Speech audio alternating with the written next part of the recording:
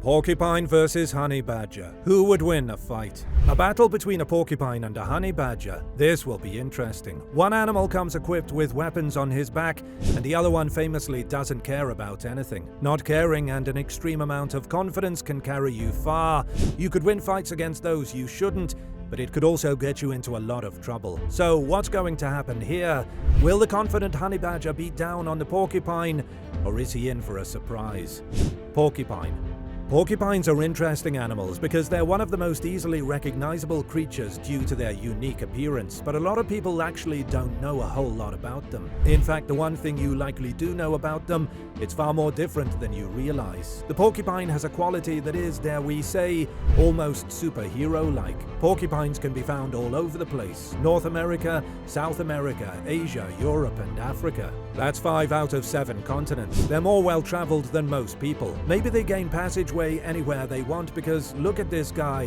Who wants to mess with him? See those quills all over his body? Yeah, there are nearly 30,000 of them. That's a lot. As if, say, getting 3 jammed into your body wouldn't feel excruciating enough, you could actually get dozens of these sharp quills embedded into your skin.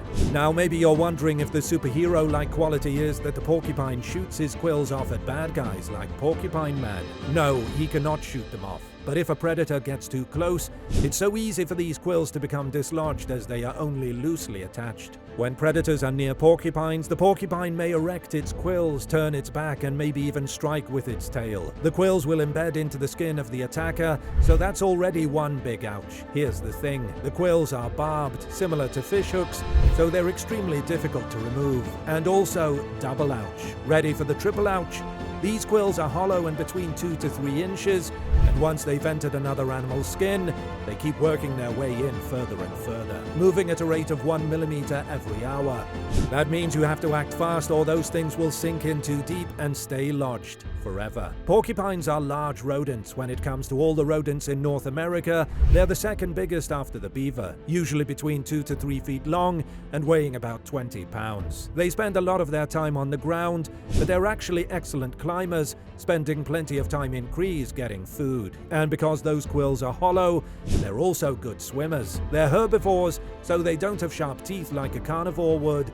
However, those teeth are still strong. In fact, the front incisors are coated with iron-rich enamel, making them orange or red in color. This helps them to not only eat their leaves and stems, but also chew through tough bark, if that's what's on the menu. The porcupine probably won't rely too much on his bite in a battle, though.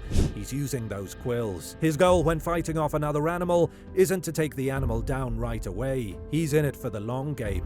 For one, you might think getting stabbed by a porcupine's quills could lead to infection. But hold on, this is the weird superhero-like quality. The quills actually have antibiotic properties, so they would actually inhibit the growth of bacteria. Kind of nice if you need a shot to fight an infection. Also kind of nice that the porcupine gives his enemies a fighting chance after getting dozens of quills stabbed into the body. However, his enemy needs to act quickly. Depending on where they got stabbed by the quills, they could be in trouble in several hours. Like we said, those quills keep sinking 1 millimeter every hour, so if they were lodged into the stomach or chest of an animal, it's only a matter of time before they reach some vital organs. Then it doesn't matter if the quills have antibiotic qualities or not. If they're piercing your organs, you're done for. But we wonder, how much does the porcupine's opponent care about all of this? Does he care at all? Honey badger. Nope, honey badger doesn't care. He famously doesn't care about any amount of danger that any other animal possesses. We told you, he's confident. He might be the most confident animal in the whole world.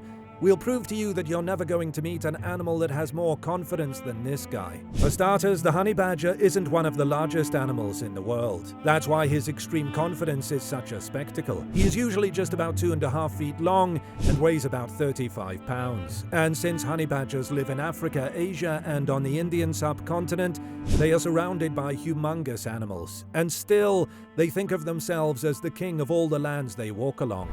The honey badger is a mustelid, and the largest terrestrial mustelid in all of Africa. But still, you have to watch out for lions, elephants, leopards, zebras, and oh, so many poisonous snakes. A 35-pound mustelid should be careful. The honey badger has an extensive vocabulary featuring words like relentless, savage, and lethal, but actually the word careful is not present. They're mainly carnivorous, going after a wide range of food sources. There are animals that see honey badgers and want to make a meal out of them, but the honey badger is a vicious attacker and even more vicious when it comes to self-defense. He often turns the table and winds up killing and eating his attacker. When attackers attempt to bite honey badgers, they wind up getting a mouthful of extremely thick skin that is difficult to penetrate. An amazing defense system. When cornered and escape isn't an option, the honey badger fights back. Not necessarily as a last resort, but as a fantastic option. Honey badgers have been known to attack hyenas and lions and send them fleeing.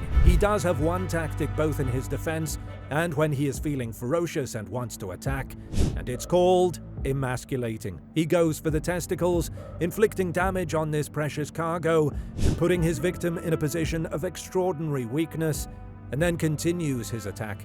Honey badgers have been known to do this to zebras, waterbuck, wildebeest, and yes, even humans. We told you no one is safe from the honey badger. Several times they have attacked humans. People wonder if they have done so with the intent to eat the human. Would a honey badger really try to eat a person? Well, they sort of have.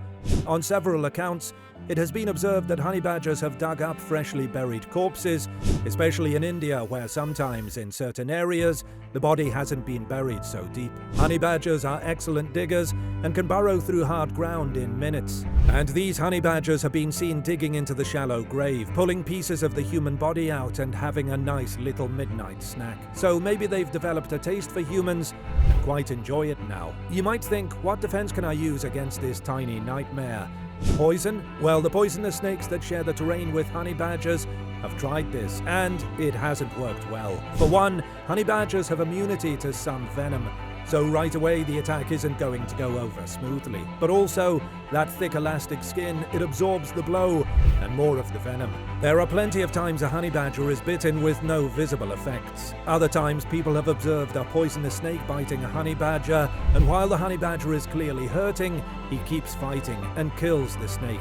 However, the poison keeps working on him and he curls up and looks like he dies. But after a half an hour, maybe 2 hours, he pops back up. He was only in a slumber, just sleeping off the venom. And after that refreshing nap, he can now consume the snake that tried to kill him. It all makes sense now. This is why the honey badger has extreme confidence. He's basically invincible. Or is he? Does the porcupine have anything to say about that? The battle. There are plenty of opportunities for the porcupine and honey badger to meet up. Africa or Asia, either battleground will work fine. It's bound to happen when these two inhabit so many different places. So here we are, out in the wilderness, and the porcupine is minding his own business. He's searching around for some plants or bark to eat, and then the honey badger rambles onto the scene. The honey badger sees the porcupine, and yes, he sometimes fights in a defensive way, but he's also a troublemaker, and he starts a lot of problems. That's how this battle begins, because the honey badger wants to create a problem where there are no problems. The honey badger might see the porcupine and think there's some tasty meat underneath all those thousands of quills. The porcupine might originally try to run, but when he realizes he isn't going to be able to get away from the pursuing honey badger, he will decide to defend himself. The porcupine's quills will stand still, and they will quiver, along with his body, giving the honey badger a warning. But honey badgers do not heed warnings. They blow right through them and create mayhem.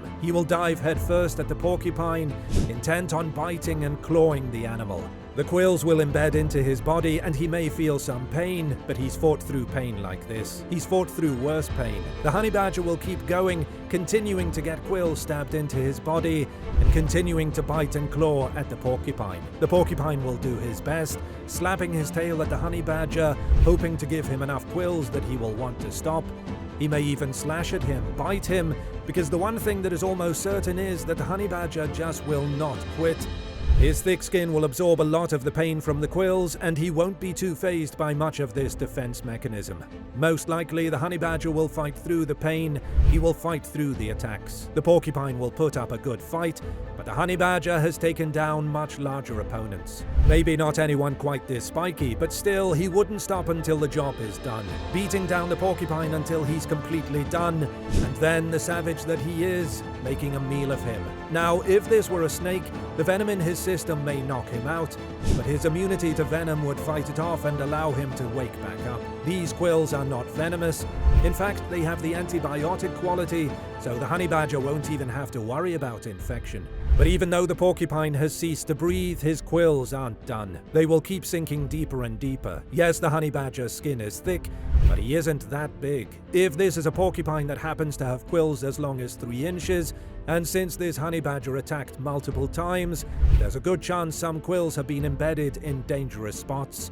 The chest, the stomach, they may be creeping towards vital organs. The honey badger would almost certainly win the battle, but the war in the long run, it might very well see both battlers taken down. After feasting on the porcupine, the honey badger would have those pesky quills that he was trying to remove. If he didn't get them all out, they might stab through his vital organs, and hours later, a day later, he could meet his demise. The short answer is that the honey badger would win this fight, but he might not live long enough to tell people about it, and eventually he'd lose as well. So maybe we call this fight a tie.